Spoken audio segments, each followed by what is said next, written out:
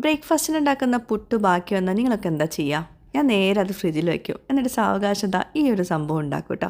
അടിപൊളിയാണ്. അപ്പോൾ ഇത് ഫ്രിഡ്ജിൽ വെച്ചിട്ടുള്ള പുട്ടാണ്. അപ്പം 1.5 കഷ്ണം പുട്ട് ബാക്കി ഉണ്ടായിരുന്നുള്ളൂ. അപ്പോൾ ഞാൻ കുറച്ചുകൂടെ പുട്ട് ഉണ്ടാക്കുന്നുണ്ട്. കാരണം ഈ ഒരു ഐറ്റം ഉണ്ടാക്കി കഴിഞ്ഞാൽ പുട്ടിനേക്കാളും കൂടുതൽ അടിപൊളിയായിട്ട് ചിലവായി പോകും. സാധാരണ പുട്ട് എനിക്ക് ഭയങ്കര ഇഷ്ടമാണ്, കഴിക്കാനല്ല ഉണ്ടാക്കാൻ ഭയങ്കര എളുപ്പമായതുകൊണ്ട് കേട്ടോ. പക്ഷേ കഴിക്കാൻ ഇവിടെ ആർക്കും ഇഷ്ടമില്ലാത്തൊരു ഐറ്റമാണ് പുട്ട്. പക്ഷെ ഞാൻ കൂടുതലും പുട്ട് തന്നെ ഉണ്ടാക്കുക. അപ്പോൾ ഇതാ ഹിബ പുട്ടുപൊടിയാണ് ഞാനിവിടെ എടുത്തിട്ടുള്ളത്. നല്ല പുട്ടുപൊടിയാണ് കേട്ടോ. ഇവിടെ യുഎയിൽ കിട്ടുന്ന നല്ലൊരു പുട്ടുപൊടിയാണ്.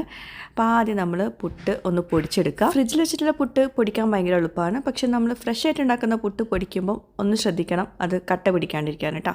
അപ്പം പുട്ട് പൊടിച്ചിട്ടുണ്ട്. എന്നിട്ട് പാനിൽ നെയ്യ് ഇട്ടിട്ടൊന്ന് ചൂടാക്കുക. എന്നിട്ട് കരിഞ്ചീരകം ഉണ്ടല്ലോ അതിട്ടൊന്ന് പൊട്ടിക്കുക. ചെറിയ ഉള്ളി ചെറുതായിട്ട് ചോപ്പ് ചെയ്തത് അതൊന്ന് വറുത്തെടുക്കുക. ഒന്നായിട്ട് കളർ മാറി വരുന്ന സമയത്ത് അതിലോട്ട് 1 കപ്പ് തേങ്ങ ചെരുവരി ചേർത്ത് കൊടുക്കുക. എന്നിട്ട് അതൊന്ന് മൂപ്പിച്ചെടുക്കണം.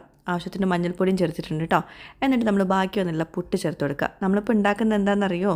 പൂരം വറുത്തത്. ഇതിൻ്റെ ആകെയുള്ളൊരു പ്രശ്നം എന്ന് വെച്ചിട്ടുണ്ടെങ്കിൽ ഒരു 15 to 20 മിനിറ്റ് വരെ നമ്മൾ ചെറിയ ഫ്ലെയിമിലൊന്ന് കുക്ക് ചെയ്തെടുക്കണം കേട്ടോ. അതിനുശേഷം അത് നല്ല ക്രിസ്പ് ആവുന്ന വരെ കുക്ക് ചെയ്തെടുക്കുക. പൂരം വറുത്തതിൻ്റെ ടെക്സ്ചർ ആവുന്ന വരെ കേട്ടോ. പിന്നെ സെർവ് ചെയ്യുന്ന സമയത്ത് പഞ്ചസാര ചേർത്ത് സെർവ് ചെയ്യുക.